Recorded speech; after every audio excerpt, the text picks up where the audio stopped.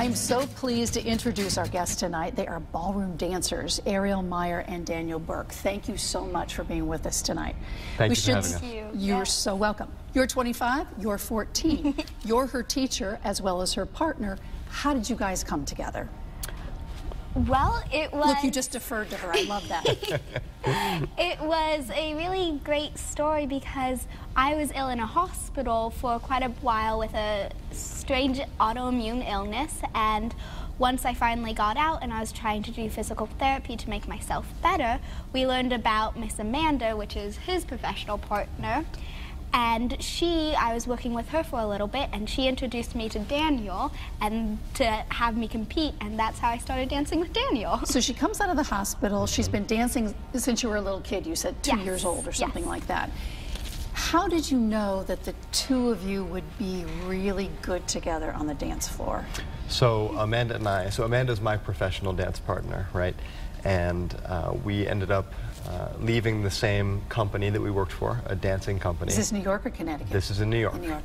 So we left a company at the same time, but we were familiar with each other's teaching styles, right? And so Amanda ended up being introduced to Ariel and brought me on board because she thought I'd be a good match. And so what we ended up doing was kind of a trial run, where we came and we worked with Ariel, kind of taught her the basics of the system that we like to teach, and then when we knew it was right, we approached the whole family with a long-term plan. This is how far we think we can take Ariel, and this is how we'll do it. And so that kind of set us on our journey together. Could you feel that there was simpatico between the two of you, that this was going to work, Ariel?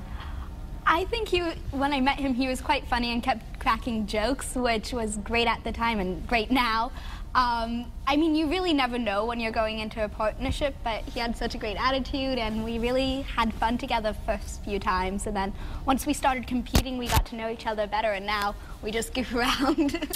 So we should say you've won pretty much every award. So go ahead and start bragging. You've won what together as dancers? Do you want to start, or should I start? It's a long list, so go ahead. Okay, so we compete in a number of different categories of events. We have single dance categories and championship categories and scholarship categories. And so we've taken home probably at this point hundreds of single dance wins. Yeah. Ariel just won the youth national titles in both styles that she's dancing. So that was in Orlando at what's called USDC, or the United States Dance Championships.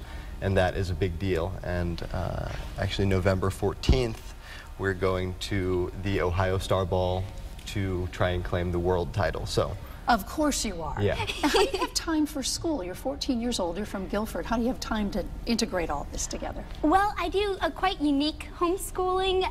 It's between online courses through Stanford OHS, Stanford Online High School, which is a very selective program which I'm honored to be in right now and struggling through because it's so intense, but I really, really enjoy it. And then I do homeschooling with tutors, but before it was more just tutors and a few different classes between homeschoolers. What does dancing do for you? You're her teacher, you're a professional ballroom dancer. What does this do? In just a second, we're going to watch you guys dance. What does it do for you when you're on the dance floor? Lights up my world completely.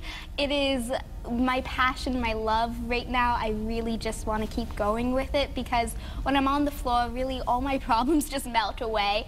And I'm truly not thinking as much about the steps that I'm doing because we've trained them so hard that what you have to be is in the moment, and you just get to perform and have fun. And since performing and dancing and just grooving out to music is what I love to do, it's a great pleasure and joy. Your face just lights up.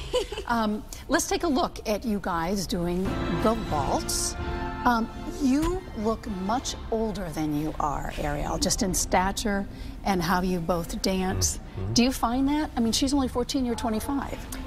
Yeah, well, Ariel's always had kind of a youthful spirit, but also an old soul, and we've tried to bring out certain performance elements in her dancing that capitalize on those things. And so what you see is both the training of the character of the waltz of the dance, which is an old European socialite dance. It's a dance of etiquette, so it's also Ariel brings a youthfulness to it and a maturity that represents the dance as a professional would do it, if that makes sense.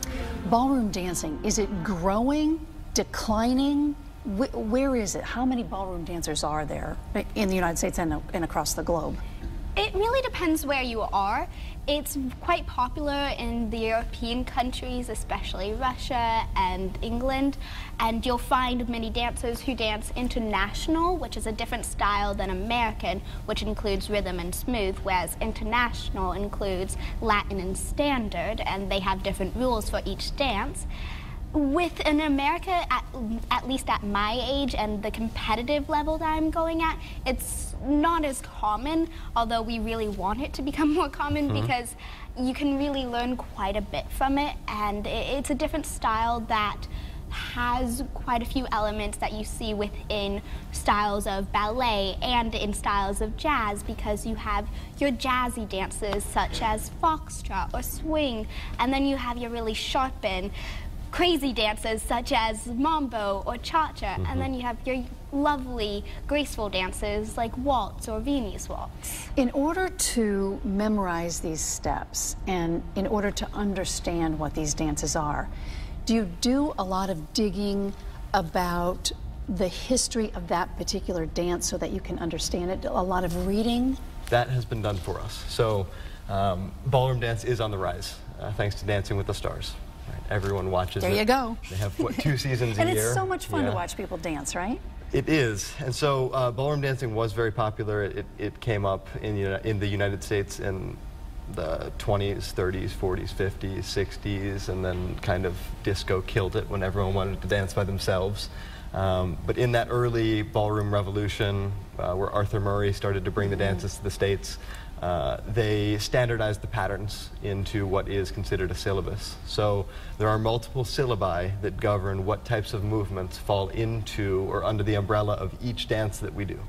And those patterns are broken down into levels of complexity that have then corresponding technique that we train to have our performance level to bring it up. So we follow a syllabus that puts us at each different level, and then we develop the performance skills to make our dancing unique. That's what I was going to ask you about. So when you're being judged on the dance floor, how much nuance can you put into that movement without straying too far away from what the dance is supposed to be?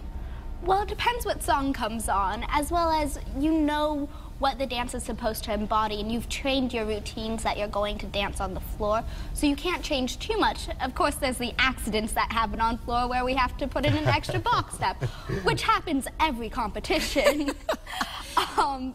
But you just, once the music comes on, you really embody what the music is doing. So I love Foxtrot. It's one of my favorites, and it can change from a very Broadway musical theater feel to a little more jazzy, little bit more bluesy, and it just depends what's on with the music. When you're in competition, do you know what music they're going to play for Foxtrot? Or, no. Oh, you're doing this cold. No, so we have a tempo and a style of music we can expect. So Foxtrot is written in 4/4 timing, and it's always going to have a jazzy feel, right? So it may not be a jazz piece, but you can expect Frank Sinatra, something from the Rat Pack, something like that. And so because of that, we have this kind of, we call back to our jazzier styles. So what we do is we take the basic patterns or the bass patterns that we have, and we put a certain feeling on top of it. And what makes excellence in competition, and what Ariel has worked so hard on in the past couple of years, is being able to take one routine, the same routine that we work on, and make it appear different or feel like it goes to whatever song comes on. And that's how they place us. So that's very interesting to me. You have no idea that, you know it's a foxtrot, but some song is going to come on, and you've not rehearsed what song. You just have to know each other so well that you just go. That's right. Exactly. That's going to make it a lot more fun for me to watch. All right, speaking of watching, let's watch the ChaCha. This is not the Foxtrot, which you love, but this is a different tempo. You love it, you hate it, you have to get through it. What is this?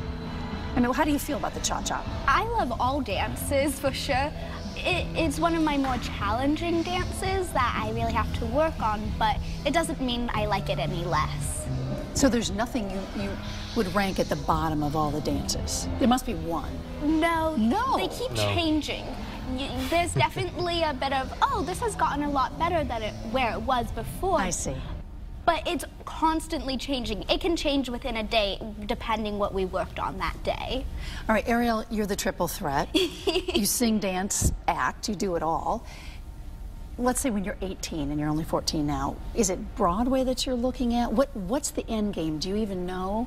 I don't know. I have a dream to integrate both of them because bringing ballroom to the public really would be wonderful because ballroom has benefits that go along with it with health and happiness and just amazingness. That's not even a word, but it's what I feel about it. And as well as being in the Broadway sense, ballroom has so many different parts to it that can really illuminate what you do on stage, and if we brought it more to the public just for fun, not even for competing, it would be really wonderful, as well as what Fred Astaire did with mixing it with tap. I really find that interesting and I want to bring it back to the public and make it more apparent. Have you ever worked with a dancer like her? No. No, that's not a hard question. So there are dancers that I've worked with, dancers that Amanda has worked with, who have multiple different talents, right? They have kind of the whole package as far as jazz, ballet, tap, contemporary, but Ariel has the ability to kind of pull it all together and excel at whatever she does. So if she comes into ballroom and she's doing her Foxtrot, she's able to recruit all of that jazz training and do something special with it, and that is what makes her exceptional. And that's why I think it's a contributing factor to her national titles and whatever she'll do in the future. You're her teacher, yes, but you're also her partner. Are there times when you're dancing where you forget you're the teacher and you guys are just fully simpatico and moving well together? That's the goal. That's the goal. Yeah. So we try and create in competition the dynamic that the couple has. Right. It's a couple on the floor. It's not teacher and student. And so we try and create a special space for that. So it's very clear when we're in a teaching setting, a teaching and learning setting, and as soon as the music comes on and we go into a rehearsal or we go to dance, it is dancing. It's dancing as a couple, right? And that's really important because there needs to be a perception of equality while you're dancing in order to create the best performance. And there can't be a question, did I do that right? Or I'm going to tell you that you didn't do it right, or I'm going to tell you what you should do. It's just always kind of a mutual interaction when we dance.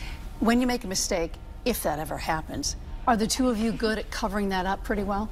Mistakes are improvisations. Mistakes make a dancer, what I think. If you can't handle it in the studio, then you're not going to be able to handle it on the floor. And at my last competition, I fell on the floor because my dress got caught on my heel. And you just have to be able to pick back up and start dancing again. And what did you do? Just whatever? Or what did you do? I picked up, kind of brushed myself off, and we kept dancing on Mambo. How about injuries? You guys suffered any injuries while you're dancing, and what do you do about that? Just more stretching? Well, we both happen to take care of ourselves pretty well. There are always injuries. It's about an injury a year. How long those things last are totally up to you. Yeah. So what we've done with Ariel, actually, to go back a little bit, my partner Amanda had a rather serious injury at the same time that I had a knee injury. So she had a back injury, I had a knee injury, and this was right before we started working with Ariel. So early on, we built into Ariel's curriculum strength training, stretching, body work, proper warm-up and cool-down. And there's diet, I'm sure, as well. There's diet, and there's everything that comes along with being a professional athlete. Sure. Except we do it ourselves. And so we recognized that Ariel, when we started with her, was 12. Now she's 14, and we want her to be able to dance as long as she wants to dance, as healthily as possible. So we're trying to recruit from the lessons we've learned and what we see throughout the ballroom dancing industry to have some sort of preventative plan for making Ariel's dancing a long-lasting part of her life. Well, I do hope you dance until your 80s or 90s. Thank you so much for coming on and enlightening us about your beautiful ballroom dancing. Of course, Thank you for having us. You're welcome.